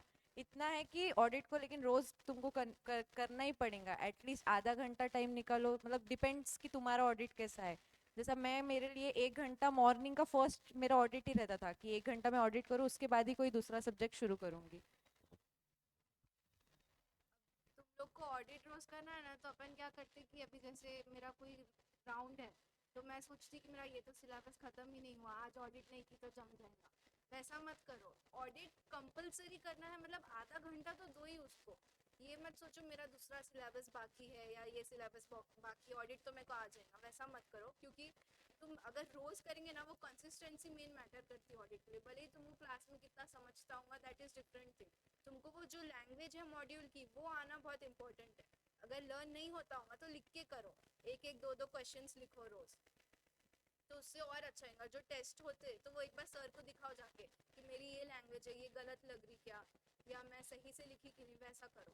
लेकिन ये ऐसा मत करना कि मैं 2 दिन ऑडिट नहीं की फिर बाद में 2 दिन शुरू की, तो तुम्हारी ना कंसिस्टेंसी ब्रेक हो जाती है उसमें, तो तुमको फिर याद भी नहीं रहेगा कि मैंने लास्ट क्या की थी। यानी सबसे इंपॉर्टेंट चीज देखो, ऑडिट को टैकल कैसे करना है सर। एक्चुअली मैं भी बिलीव करता हूँ ऑडिट एक साथ पढ़ना इज वेरी डिफिकल्ट, और ऑडिट की लैंग्वेज बनना इजी नहीं है। ऐसे केस में क्या कर सकते हैं, तुम्हारे स्टडी पीरियड में से 1 घंटा स्पेयर कर दो ऑडिट के लिए। डिपेंड, अगर तुमको इजी ज़्यादा 45 मिनट 30 मिनट में मैनेज कर सकते तो ओके, 1 घंटा चाहिए तो 1 घंटा, लेकिन तुम्हारे स्केड्यूल का फर्स्ट आवर रहना चाहिए ऑडिट के लिए। क्यों, इसके पीछे मैं रीजन भी बताता हूँ। प्रॉब्लम क्या है, अगर तुम ऑडिट का सेशन लास्ट कर रहे, लास्ट शाम आया तक अपन थक जाते और अपना माइंड एक्सेप्ट नहीं करता वो प्योर थ्योरी को। और एक कैसा रहेगा, फिर अपन डिले करते, यार जान देना आज नहीं पढ़ेंगे। लेकिन दिन की शुरुआत ऑडिट से करे तो बताए भाई आज शुरुआत में ही ऑडिट करना है, बाद में तो दिन भर दूसरे सब्जेक्ट को है ही। तो एक स्ट्रैटेजी बना सकते, ऑडिट तुमको डेली करना है from the very first day to last day of exam तक। कभी भी ऑडिट की कंसिस्टेंसी ब्रेक नहीं होनी चाहिए। इससे क्या होगा, इससे तुम्हारा ऑडिट का प्रेशर नहीं आएगा और over the period of time थोड़ा थोड़ा ऑडिट मैनेज होता रहेगा। तो ऑडिट का स्ट्रेस एक साथ मतलब 1 घंटा फिक्स रखो, और ये 1 घंटा कब करना, जब तुम्हारी एग्जाम भी है, पता है आज एग्जाम है, फिर भी वो घंटा ऑडिट करना। और मेरे को आज भी याद है ये लोग क्या करते थे कि आज सपोज एग्जाम है, मॉर्निंग से एएस पढ़ लिया, या सपोज कॉस्टिंग की एग्जाम है, मॉर्निंग से कॉस्टिंग पढ़ा, उस दिन शाम में जाके ऑडिट करते थे। ठीक है, क्योंकि मैं इनको पूछता था आज शाम में जाके क्या करने वाले, बोलते थे सर शाम में पहले जाके 1 घंटा ऑडिट का बाकी, आज वो ऑडिट का 1 घंटा करना है, फिर इसके बाद हम दूसरा सब्जेक्ट पे मूव ऑन करेंगे। यानी 1 घंटा ऑडिट का इज मैंडेटरी। वो 1 घंटा ब्रेक करना है क्या, दुनिया इधर की उधर हो गई, ऑडिट का 1 घंटा ब्रेक होना नहीं चाहिए। क्योंकि देखो, अगर तुम रैंक के लिए फोकस कर रहे हो तो one of the key important जहां स्कोर खाएगा दैट इज ऑडिट। और ऑडिट में तुम्हारे को अगर अच्छा स्कोर बनाना है तो ऑडिट में स्कोर चाहिए। और ऑडिट में स्कोर लाने की एक ही स्ट्रेटेजी है, डेली पढ़ना पड़ेगा। तो ऑडिट को डेली डेली पढ़ते जाओ, और अगेन क्वेश्चन बैंक भी रेफर करना, सिर्फ बेयर रीडिंग पढ़ के कुछ भी फायदा नहीं है। क्वेश्चन बैंक करेंगे तो क्वेश्चन बैंक करते करते तुमको ऑटोमेटिक बेनिफिट होगा। यानी ऑडिट से डरने की जरूरत नहीं है। और ऑडिट का एक और बात इन्होंने बहुत अच्छी बताई थी कि ऑडिट तुम जितना पढ़ेंगे उतना भूलेंगे। तुम दुनिया में किसी से भी पढ़ लो, ऑडिट तुम जितना पढ़ते रहेंगे उतना भूलते जाएंगे, लेकिन जितना भूलोगे उतना याद करना है उसको। ठीक है, ऑडिट ऐसा पर्सन है जिसको कभी जिंदगी से भूलना नहीं, उसको हमेशा याद रखते रहना। लेकिन कब तक, एग्जाम में 2 बजे से शाम में 5 बजे तक। 6 बजे ऑडिट के बुक्स लेके जाके रद्दी में दे दो, कोई लेना देना नहीं है। लेकिन कब, जब कॉन्फिडेंस है भाई पास हो रहे, पास ही नहीं हो रहे, ऑडिट की बुक जाके रद्दी में दे दिए। ठीक है, ऐसा भी नहीं, लेकिन ठीक है, ऑडिट कब तक याद रखना, ऑडिट के एग्जाम में शाम में 5 बजे तक। 6 बजे तुम पूरा भूल जाओ कोई दिक्कत नहीं है, लेकिन शाम में 5 बजे तक तो याद रखना पड़ेगा। ठीक है, and next is very last subject, FM and SM. ना ऑडिट में एक चीज थी कि जैसे अगर ये 4 दिन में ऑडिट की है राउंड, तो वो सिर्फ 4 दिन ऑडिट पढ़ना ना बहुत बोरिंग हो जाता कि पूरा पूरा दिन तैयारी करो। तो तुम ना तब 1 घंटा निकाल सकते कि मैं कोई टैक्स का प्रैक्टिकल सब्जेक्ट कर लूँ 1 घंटा, थोड़ा माइंड रिफ्रेश करने के लिए कि हाँ थ्योरी के अलावा कुछ कर रहे हैं, वो एक चीज़ है। और अभी एफएम एसएम, तो एफएम भी कॉस्टिंग के वैसा फॉर्मूला मेन सिर्फ, वो भी साइड में लिख के रखो। एफएम में मेन मेन लेसन है, डिविडेंड ये सब, वो तो अच्छे से करना ही है तुमको। सर के जो क्वेश्चन है, सर के क्वेश्चंस मेन है, तुम सर के क्वेश्चंस किए तो तुमको तो एग्जाम के सब क्वेश्चंस आ जाते, सिमिलर ही रहते सब कुछ। तो सर के क्वेश्चंस एक तो अच्छे से करो। लास्ट लास्ट में जो तुम्हारे चैप्टर्स होते, रेशियो हुआ जैसे, तो वो रेशियो भी जो फॉर्मूला है वो लॉजिक से सोचो कि इसका क्या मतलब हो रहा है, उस हिसाब से रट्टा मत मारो फॉर्मूला को कोई भी। एफएम में वो इम्पोर्टेंट है। और अगर एसएम की बात आई तो एसएम में सर ना अपन को बहुत अच्छे से समझाते क्लास में ही, तो वो लिख के रखना। सर बहुत सारे एग्जांपल्स बताते कंपनीज के, वो सब वो अगर तुमने लिख के रखे होंगे तो जो तुम खुद पढ़ रहे हो ना वो इम्पोर्टेंट मतलब काम में आता। और रिवीजन वीडियोस बना ले जैसे स्वप्निल सर के, तो हम जब राउंड्स देते थे ना, तो अगर मेरे को कुछ कॉन्सेप्ट याद भी नहीं आ रहा तो मैं पहले रिवीजन वीडियो देख लेती थी स्वप्निल सर का, उसमें मेरे को समझ जाता कि क्या चल रहा एसएम के वो लेसन में पर्टिकुलर। और जो नोट्स है उसमें से वो की पॉइंट्स देख लो, तो एसएम भी उससे हो जाता। और एसएम थ्योरी है तो तुमको उसमें भी मॉड्यूल का थोड़ा रेफर करो, क्योंकि अभी एसएम अपने लिए नवा नवा सब्जेक्ट है, वो भी ऑडिट जैसा ही है, उसमें मार्क्स इजीली मिलते नहीं एग्जाम में। मतलब मेरे को भी जैसे लगा था कि मेरा एसएम बहुत अच्छा गया, लेकिन मेरे को एसएम में कम मार्क्स थे एफएम के कंपैरेटिवली। तो एसएम में हल्के में मत लो कि इजी है बोल के उसको छोड़ दो, कुछ भी कर लेंगे, वैसा मत करो। उसको अच्छे से करो, और उसका कोई लेसन छोड़ो मत। सिर्फ 5 ही लेसन है छोटे, मतलब वो हो जाते, अच्छे से करो, जो मॉड्यूल की लैंग्वेज है वैसे ही करो। जैसे एफएम में तो मतलब मेन फोकस तो ऑब्वियसली प्रैक्टिकल साइड अपन देते हैं, लेकिन कहीं ना तुमने एफएम में थ्योरी जो चैप्टर्स है वो भी इम्पोर्टेंट है। क्योंकि कभी कभी क्या हो जाता है, जैसे अब हमारे टाइम पे एफएम का पेपर टारगेटेड था, मतलब एकदम वाट लगाने वाला पेपर था। फर्स्ट क्वेश्चन देखे कि वहाँ पे छावा टाइट हो गई थी कि पेपर आने वाला भी है या नहीं आगे। तो वहाँ पर थ्योरी इजी आई थी एफएम के पेपर में, लेकिन अब हमने थ्योरी को इतना कैजुअली लेके गए थे, तो तुम वो चीज़ मत करो कि एफएम की थ्योरी स्किप करके जा रहे। एफएम की थ्योरी भी पढ़ के जाओ, क्योंकि ऐसा 2 क्वेश्चन में से कभी कभी क्या होता है थ्योरी में भी ज्यादा मार्क्स, प्रैक्टिकल पेपर जब रहेगा उसके अंदर के थ्योरी के क्वेश्चंस के ज्यादा मार्क्स मिलते एज कम्पेयर टू प्रैक्टिकल। और एसएम के अंदर तो मैंने सिर्फ और सिर्फ, क्योंकि मेरे लिए एसएम बहुत बड़ा एक खौफ ही था एक तरीके से, तो मैंने सिर्फ क्वेश्चन बैंक की थी। क्योंकि राउंड्स में मेन चीज तुम्हारे को कैसा होता है, जब तुम राउंड देंगे तुमको समझ में नहीं आता कि पहले एफएम करूँ या एसएम करूँ। कभी कभी तुम पहले एफएम से शुरू करते एंड ब्लैंक आउट हो गए तो तुमको एसएम नहीं आता फिर, या कभी एसएम से शुरू करे तो फिर एफएम नहीं आएगा। तो तुम सोच लो कि तुम्हारा मतलब स्ट्रॉन्ग पार्ट क्या है, तुम्हारा एफएम है या एसएम में, तुम्हारे लिए थ्योरी इजी है या वो है। ऐसा मत करो कि एक क्वेश्चन एफएम का लिखे एक क्वेश्चन एसएम का लिखे, जो पेपर पकड़ रहे हो वो पूरा कंप्लीट करो एंड खत्म करो। और अगर लग रहा है कि अब मतलब तुमको ऐसा लग रहा है कि मेरा एफएम स्ट्रांग है and वहाँ पे तुमको ऐसा लग रहा है अब नहीं आ रहा मेरे को, छोड़ दो वो पेपर को, फिर वो पूरा खत्म मतलब एसएम का पूरा पेपर अटेम्प्ट करो एंड देन फिर वापस से एफएम पे जाओ। Very very important. अच्छा, इसने मेरे को बताया कि एफएम का टारगेट हुआ था, मेरे को वो दिन याद आ गया। मेरे को आज भी याद है, मैं कभी नहीं भूल सकता। मैं ऐसे आया एग्जाम सेंटर के बाद और अमृतपाल को पूछा क्या हुआ, सर मैं फेल हो रही है एफएम में। फिर घर पे गई, घर में पापा ने इसको फोन पे ही पूछे थे, क्योंकि एक्चुअली इन्होंने उस दिन शायद से पार्टी दी थी विसावा में। हाँ ठीक है, रिजल्ट मतलब जिस दिन एग्जाम एंड हुए उस दिन शाम में इन्होंने पार्टी रखी थी, पार्टी में सब फैकल्टीज वगैरह को भी बुलाए थे। तो इसको यहाँ पे बीसीए पे आके फिर वहाँ पे जाना था। बीसीए में भी एक सेशन था, फिर उसके बाद वहाँ पे जाना था, तुम्हारा ही तो तब शायद से सेशन था। तो इसके पापा ने भी इसको कॉल करके पूछे और घर पे भी इन्होंने बोल दी, पता नहीं कैसा हुआ कि फेल हो जाती है एफएम में, कुछ समझ रहा नहीं। तो सब टेंशन में आ गए। फिर मैं बोला नहीं, पास हो जाती, तू पास तो तू पक्का है। उस दिन से मैं बोला पास तो तेरा होना ही है, ऐसा हो ही नहीं सकता। और एक चीज अच्छी हुई थी कि इनका लास्ट पेपर टारगेट हुआ। देखो, अगर फर्स्ट एंड लास्ट मतलब एक तो अकाउंट्स थोड़ा टारगेटेड था और एफएम टारगेटेड था। एक चीज हमेशा टारगेटेड पेपर में याद रखना, तुमको लगेगा तुम फेल हो रहे, तुमको लगेगा तुम्हारा स्कोर नहीं बन रहा, मेरे पे भरोसा रखो तुम पास हो रहे, गारंटी। मेरे को यार, मेरे को कॉल करना, तुमको लग रहा ना अगर सर अगला पेपर देने की इच्छा नहीं है, फेल हो रहे हैं, सिंपल मेरा नंबर लो, डायल करो मेरे को, सर मैं फेल हो रहा, मेरे को कुछ भी समझ में नहीं आ रहा। मैं वो टाइम पे तुमको गारंटी अश्योर कराऊंगा कि तुम लोग पास हो रहे हो। कोई पेपर डिफिकल्ट आया तो ओवरऑल वो पूरे इंडिया के लिए डिफिकल्ट था, वहां पे फिर कहीं ना कहीं चेकिंग इजी होगी। टारगेट पेपर सिर्फ तुम्हारे लिए टारगेट नहीं रहता, it is targeted for all. और हर टारगेट पेपर में भी एटलीस्ट बेयर मिनिमम तो आ जाते, क्योंकि टारगेट पेपर में इजी वाला पार्ट मिल जाता है, कुछ ना कुछ जो इजी आया होगा, जो हुआ रहेगा।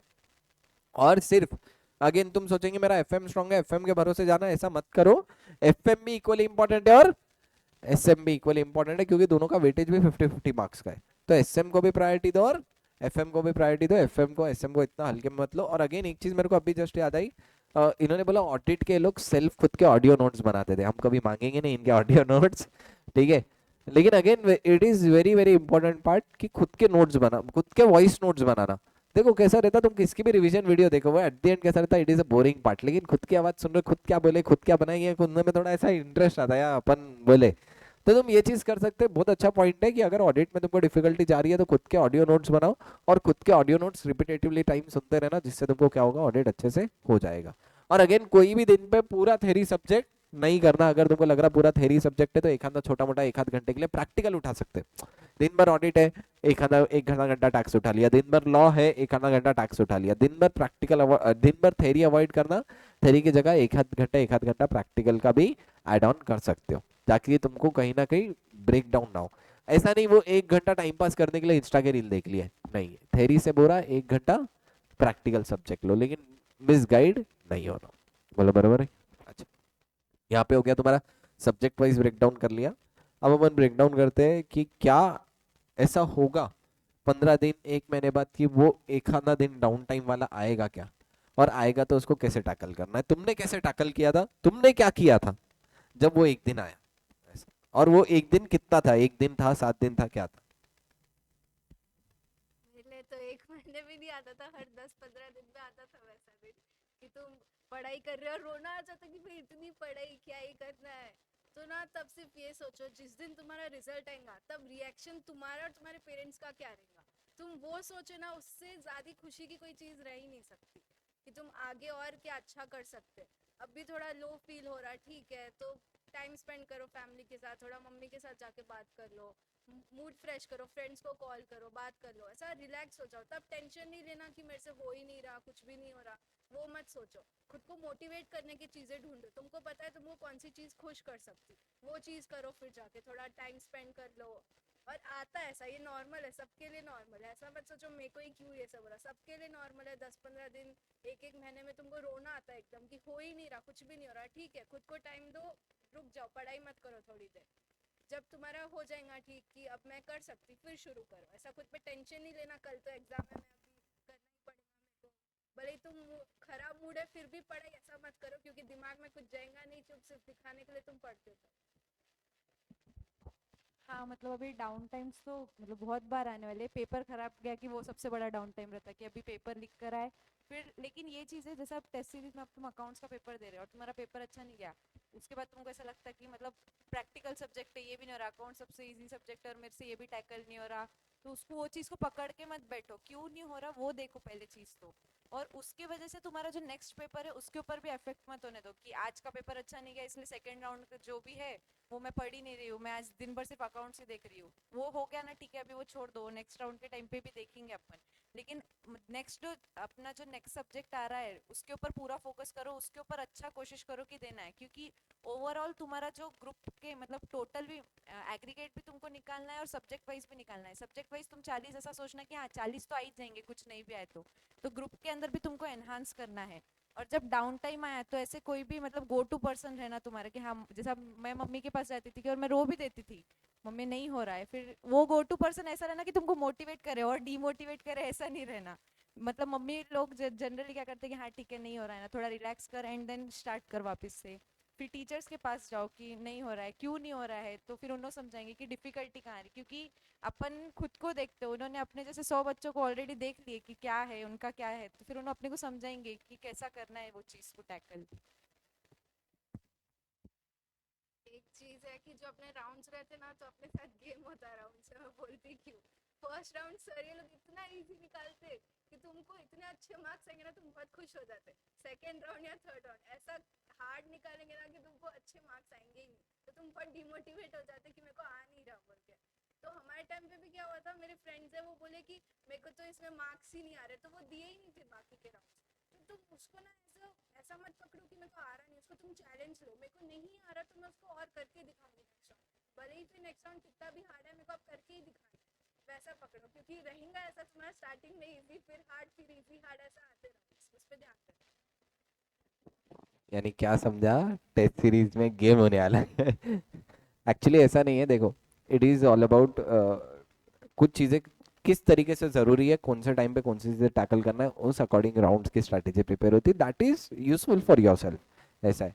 लेकिन एक ही चीज़ ध्यान रखना कि देखो डाउन टाइम आएंगे, मन करेगा सब कुछ छोड़ के भाग जाओ हिमालय पे, भागना है क्या भाई, एक दिन कुछ भी करो, एक दिन नांदेड़ से नजदीक में जो हिमालय है वहां जाके आ जाओ। लेकिन जो भी होना चाहिए एक दिन के अंदर तुम्हारा डाउन टाइम आएगा, दैट इज क्वाइट पॉसिबल, लेकिन एक दिन के अंदर अंदर वो डाउन टाइम को टैकल करके वापस तुम्हारे मेन एम पे आना। और मेरे को आज भी याद है, शायद से सहजता का एक आधी बार उसका डाउन टाइम आया तो वो फैमिली के साथ डिनर पे जाती थी। ठीक है, तो ऐसे ये सब चीजें करो जो तुमको एक्टिविटी खुशी, मतलब खुशी आए अंदर से कि ठीक है ये सब चीजें अच्छा हो रहा है।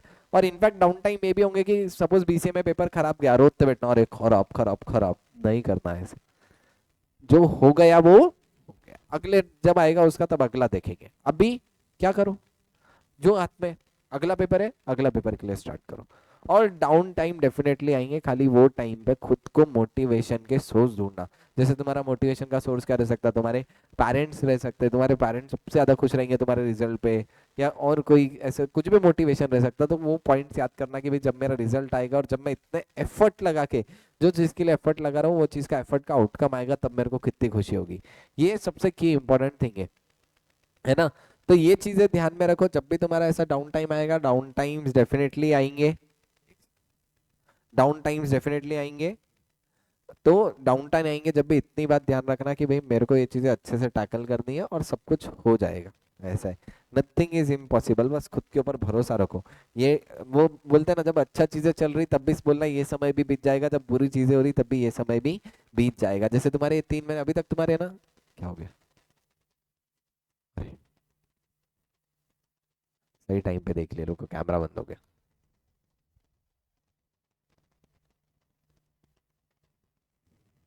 तुम्हारे टाइम पे कैमरा नहीं था क्या? अच्छा था क्या? तब नवा नवा था इनके टाइम पे।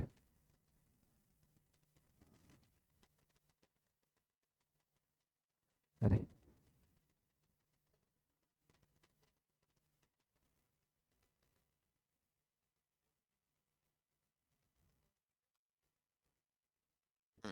चलो, तो डाउन टाइम डेफिनेटली आएंगे, लेकिन जब भी डाउन टाइम आए उसको तुम्हारे मोटिवेशन फैक्टर से टैकल करना। और एक चीज हमेशा ध्यान रखना कि कभी भी डाउन टाइम आए एक दिन से ज्यादा का नहीं होना चाहिए। जनरली कैसा होता है स्टूडेंट में, व्हाट आई हैव ऑब्जर्व, कि डाउन टाइम आता तुम 6 दिन 3 दिन का ब्रेक लेते, ऐसा नहीं होना, एक दिन का ब्रेक लिए, उस दिन खुद को मोटिवेट करें और नेक्स्ट दिन से अपने रेगुलर शेड्यूल पे लग गए। तो 15 दिन में एक बार, 10 दिन में एक बार, कभी भी डाउन टाइम आए, खाली वो चीज़ पे ध्यान रखना कि तुमको मोटिवेटेड रहना है वो टाइम पे भी, है ना। अच्छा, देन उसके बाद कोई टेस्ट मिस की थी क्या? एक भी नहीं? दोनों ने भी नहीं, मेरे को भी ध्यान में है कि दोनों ने एक भी टेस्ट मिस आउट नहीं किए थे, हर एक टेस्ट दिए थे। और हर एक टेस्ट देने का बेनिफिट क्या है, फिर वो इलाबरेट कर सकते। देखो देनी ही है वो, तो तुम ऐसा खुद पे रखो प्रेशर की भले ही पढ़ाई नहीं हुई कुछ भी तो भी देना ही है जाके वहाँ पे, क्या ही वो थोड़ी ना अपन को 3 घंटे बिठा के रख रहे, हो गया पेपर निकल जाओ, मतलब जितना किए उतना दे के ही आओ, वो मेन चीज है तुम्हारी। और टेस्ट दिए ना तो क्या होता, अपन को समझता कि मैंने ये लेसन अच्छे से नहीं की, अब अपन ना ऊपर ऊपर से पढ़ते, लेकिन जब टेस्ट में लिखने का आता ना तो कुछ याद नहीं रहता कि इसको मैं शुरू कहाँ से करूँ, वही नहीं समझता आंसर को। तो वो एक अच्छी चीज है कि, और ना तुमको ना टाइम मैनेजमेंट समझता, जब तुम 3 घंटे की टेस्ट देते ना, अपन ने अभी तक 3 घंटे की राउंड्स के पहले दिए नहीं, तो 3 घंटे में कैसे मैनेज करना, जैसे डायरेक्ट है इंडायरेक्ट टैक्स, उसमें मैं पहले कौन सा करूँ वो समझता, एमसीक्यूज कब सॉल्व करना वो समझता। तो वो टाइम मैनेजमेंट ना बहुत अच्छे से होता फिर 3 घंटे की टेस्ट, और देना है वो तो उसमें तो कोई ऑप्शन तुम रखो ही मत, क्योंकि मैं बोलती अभी तुम जितने बैठे हुए हो ना, हमारे टाइम पे लास्ट में से 5 बैठे थे टेस्ट, सब चल बहुत लोगों में क्या दिमाग में आता कि उससे अच्छा हम घर पे बैठ के पढ़ लेंगे, कुछ अच्छा नहीं रहता है टेस्ट के अलावा, टेस्ट देना है। सबसे बेनिफिशियल चीज बोलूँ टेस्ट सीरीज बोल तो दिमाग नहीं लगाना पड़ता कि क्या पढ़ना है, जो सब्जेक्ट है उसका ही पढ़ना है। तो टेस्ट सीरीज जब रहेंगी तो तुमको वो सब्जेक्ट पे ही कंसंट्रेटेड रहना, उसकी वजह से तुम्हारा कहीं ना कहीं वो सब्जेक्ट होता, तो एंड तक टेस्ट देने का फायदा है, क्योंकि अगर सपोज तुम लास्ट राउंड में नहीं दे रहे होंगे, तो लास्ट राउंड के समझो 8 दिन है तुम्हारे पास, तो तुम्हारे पास तुम कंफ्यूजन में रहेंगे कि 8 दिन में मेरे को पढ़ना क्या है, करना क्या है। वही अगर तुम्हारे पास टेस्ट सीरीज है कि हाँ आज अकाउंट्स का पेपर है, तो तुम अकाउंट से करेंगे दिन भर, तुम्हारा वो सब्जेक्ट कंप्लीट होगा। फिर नेक्स्ट थिंग जो है टेस्ट सीरीज के बाद ना, मतलब जैसा मेन एग्जाम में भी तुम ना फ्रेंड्स के साथ डिस्कस करना छोड़ देना कि, मतलब हम 3 फ्रेंड्स थे, तीनों भी मतलब पढ़ाई में हम तीनों भी अच्छे थे, लेकिन हम कभी खुद से डिस्कस नहीं करते थे, डाउट्स वगैरह क्लियर करते थे। इवन मेन एग्जाम के बाद हम तीनों का एक ही सेंटर था, बाहर आए बाद हम तू कौन मैं कौन के जैसा रहते थे, कौन सी एग्जाम थी क्या थी, और निकल जाओ घर पे अपना अपना। तो जब भी पेपर होगा डिस्कशन सबसे मतलब गंदा टॉपिक है वो, उस पर कोई डिस्कस नहीं करना, क्योंकि अब तुमने लिख दिया वो पेपर, तुम्हारा उसमें कुछ भला नहीं होना लेकिन बात करके। तो मेन एग्जाम में भी जब मतलब अब हमारा फर्स्ट पेपर ही टारगेट हुआ था अकाउंट्स का, बाहर निकले हम देखे एक दूसरे को, फिर अपना अपना घर पे चले गए थे। और मैं तो घर पे आई कि मेरे को सर का कॉल आया पेपर कैसा गया, मेरी सर फेल होती पता नहीं, अकाउंट्स का भी टारगेट हुआ था, क्योंकि एक बैलेंस शीट मैच नहीं कर रही था, ना अमालगमेशन ना कंसोलिडेशन। फिर 90 मार्क्स का पेपर अटेम्प्ट की थी मैंने, फिर भी मेरे को ऐसा लग रहा था कि नहीं वो हो नहीं सकता, फिर सर बोले नहीं नहीं पास तो हो जाएंगी। तो जब तुमको ऐसा लग रहा कि ठीक है हो गया ना वो पेपर, वो बुक्स उठाओ और साइड में रख दो, अब वो बुक को खोलना ही नहीं है, नेक्स्ट जो पेपर है उसके ऊपर फोकस करो। नहीं तो फिर क्या हो जाता है, अगर तुम वही पेपर पे स्टिक रहेंगे, तुम नेक्स्ट पेपर पे फोकस नहीं कर सकते और तुम पढ़ नहीं सकते। तुम नेक्स्ट पेपर के ऊपर इतना कंसंट्रेट करो कि ठीक है जो पहला पेपर गया इसके वजह से अपन अपना एग्रीगेट निकालेंगे, पासिंग का तो वो छोड़ देंगे, वो एक पेपर का सोच लेंगे जो भी है, सेकंड पेपर में तो एग्जामेशन लाएंगे, वो पेपर देना रह जाता है ऐसा। और मेरे लिए कहीं ना मैं मोटिवेटिंग फैक्टर मतलब थोड़ी हंसी वाला है, मेरे को वीडियो बनाने की थी लास्ट में, रिएक्शन वीडियो बनानी मैं इसलिए पढ़ती थी ज़्यादा। तो अगेन वेरी वेरी इंपॉर्टेंट कि जो भी पढ़ना है एकदम अच्छे से पढ़ना, टेंशन मत लो, स्ट्रेस मत लो, और सबसे इम्पोर्टेंट पेपर होने के बाद पेपर डिस्कशन नहीं करना। नहीं तो एग्जाम में आके अपनी आदत रहती गपशप करने की, एग्जाम सेंटर के बाद मैं खुद आके खड़ा रह के चेक करूंगा कोई भी गपशप नहीं कर रहा, खाली क्या आंख में आंख मिले, दिल से दिल मिले, उतना काफी है। ठीक है, बातें नहीं मिलना बस दोनों की एक दूसरे की। प्रॉब्लम क्या होता है, तूने क्या लिखा, तूने क्या, अरे इसका आंसर ये होना वो होना, तो आंसर दोनों को भी करेक्ट नहीं पता, आंसर दोनों के गलत है, लेकिन दोनों एक दूसरे को डरा रहे, तेरा गलत मेरा गलत, तेरा गलत मेरा गलत। ये चीजें नहीं करना है, पेपर डिस्कशन नहीं करना, दुनिया इधर की इधर हो गई भाई, जो लिख के आ गए लिख के आ गए, खत्म। अब उसको कब देखेंगे, रिजल्ट के बाद। अभी उसके ऊपर डिस्कशन करना क्या नहीं, कोई भी पेपर हो गया उसके ऊपर डिस्कशन मत करो, स्ट्रिक्टली रहो। और एक चीज मेरे को इनको भी पूछना है कि क्या सर ग्रुप डिस्कशन, मतलब तुम्हारे साथ ऐसा कोई पर्सन है क्या जिसके साथ पढ़ाई डिस्कस करनी चाहिए? मतलब जनरली कैसा था, मेरा मेरा दोस्त था, मैं और हुमैद, हम दोनों एक दूसरे को कुछ चैप्टर पढ़ते थे और एक दूसरे को पढ़ के सुनाते थे।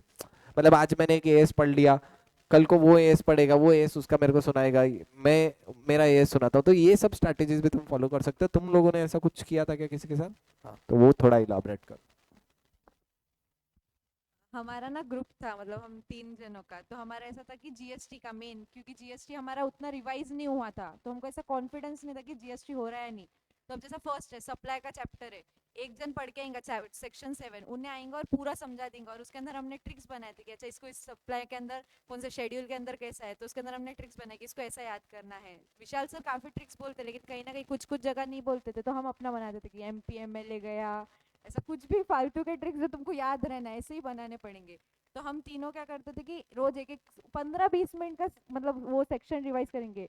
अब जब हमारा टेस्ट सीरीज शुरू हो गई थी, तो हमारे को ऐसा था कि मतलब क्लासेस में तो टाइम नहीं मिल रहा था, तो हम घर पे कॉल पे भी लेकिन डिस्कस तो करते थे पूरे जीएसटी का। हमने जब तक पूरे सेक्शंस चैप्टर्स खत्म नहीं हुए तो हम डिस्कशन करते थे, लेकिन वो ग्रुप डिस्कशन के टाइम पे सिर्फ पढ़ाई की बात होती थी, उसके बाद फोन कट हो जाता था।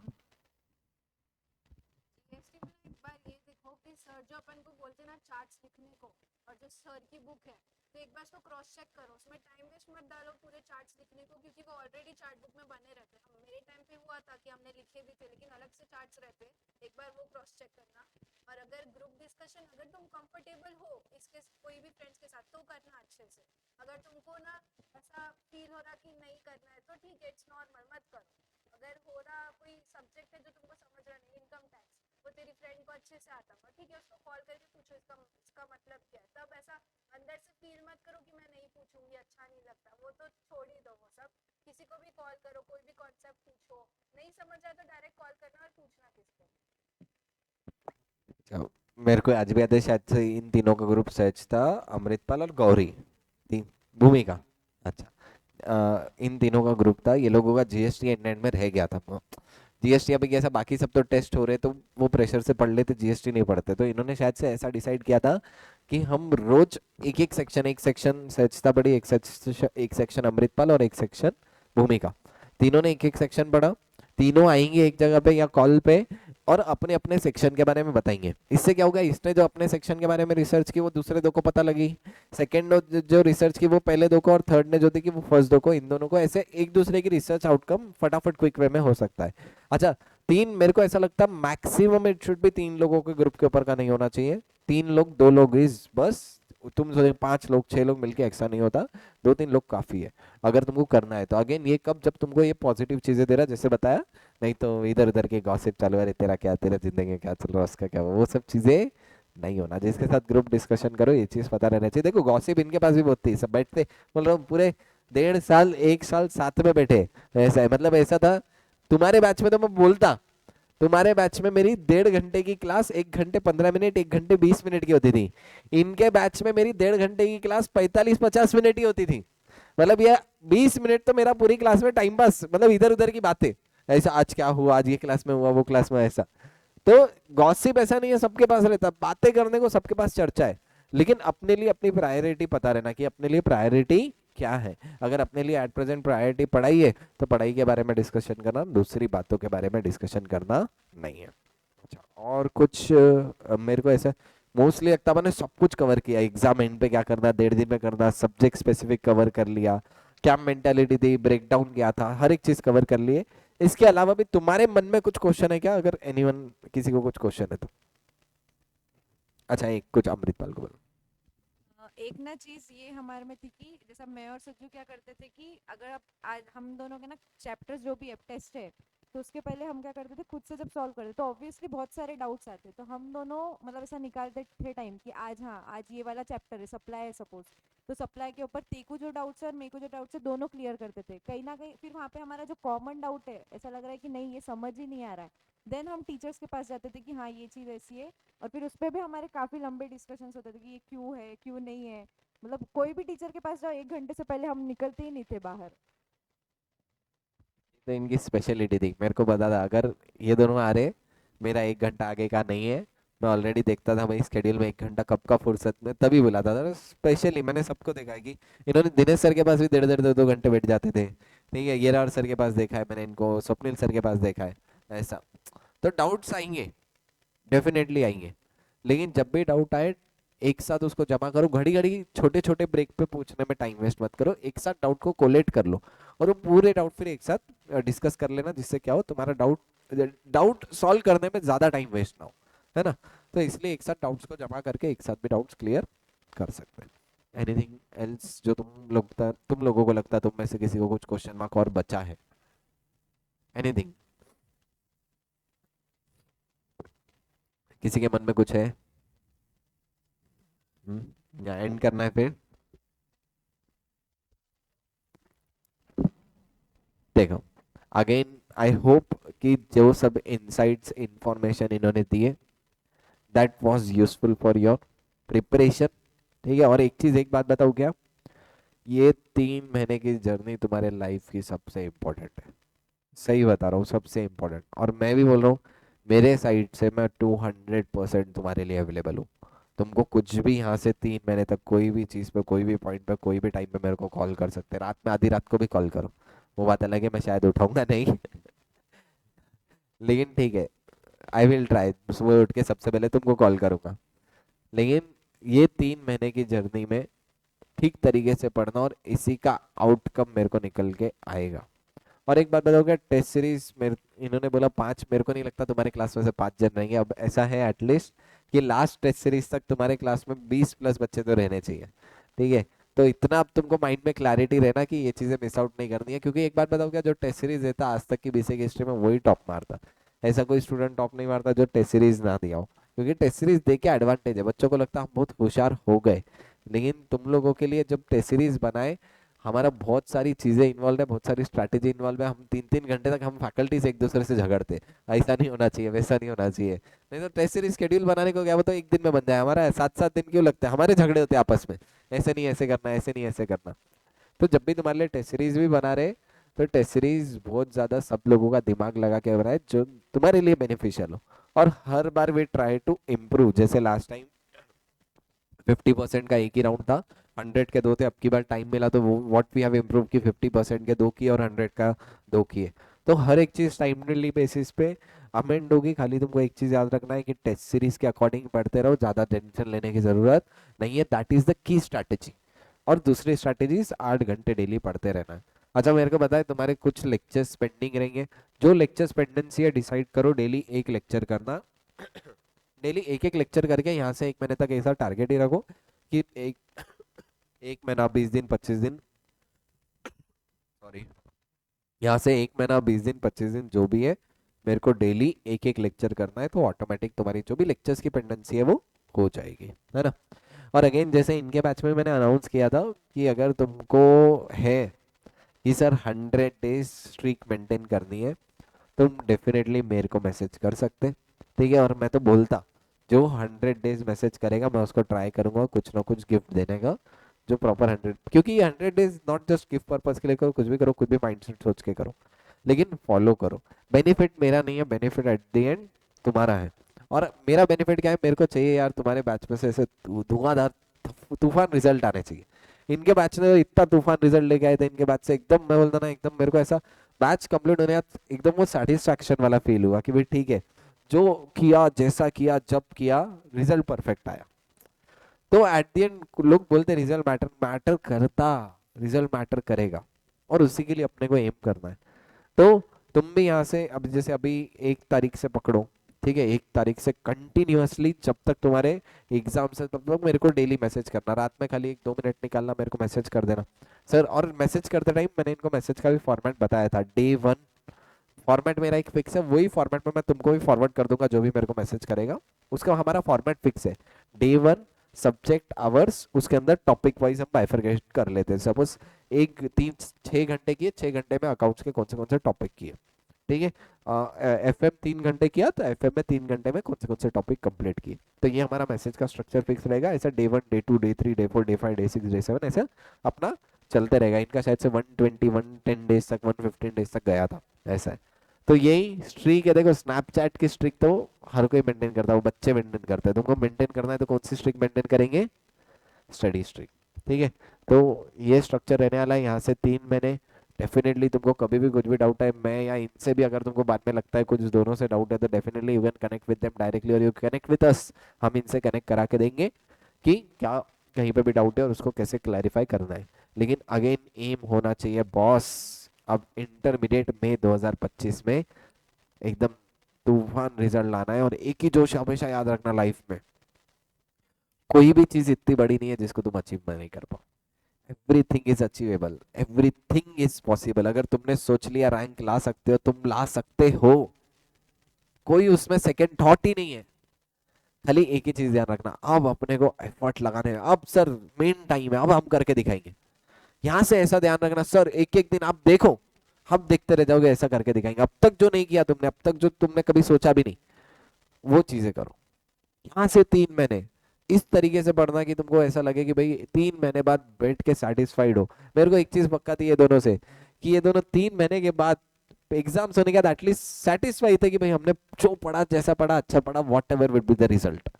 तो तुम्हारे मन में भी ऐसा होना चाहिए भाई, जो किया, जैसा पढ़ा, अच्छा पढ़ा, हम सेटिस्फाइड है, फिर रिजल्ट जो भी है ऐसा। तो वो तुम्हारे मन में सेटिस्फैक्शन आना चाहिए कि वी गिव आवर बेस्ट, हमने कहीं पे भी 1% भी कमी नहीं छोड़ी, हमने अपना 100% दिया। क्योंकि अगर तुम अपना 100% दोगे तो ऑटोमेटिकली रिजल्ट्स तो बेस्ट आएंगे ही, और जो चीजें लाइफ में तुमने सोची है सब अचीव होगी।